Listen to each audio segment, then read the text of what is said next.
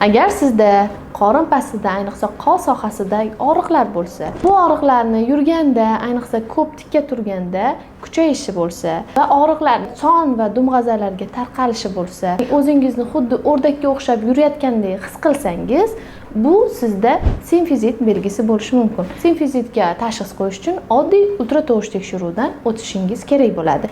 Simfizitning 3 ta darajasi bo'ladi. Ya'ni birinchi darajasida o'zingiz tabiiy tug'ruq yo'llari orqali tug'a olasiz.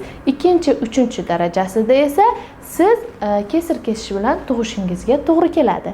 Endi agar sizda simfizit aniqlanadigan bo'lsa, birinchi o'rinda fizik yuklamani kamaytirishingiz, ikkinchidan tug'ruqqacha bo'lgan bandajlarni taqishingiz, vitamin D qabul qilishingiz, to'rtinchidan kalsiy preparatlarini homiladorlikning 20-30 haftalari oralig'ida qabul qilishingiz va tabiiy kollagenlardan iste'mol qilib turishingiz zarur.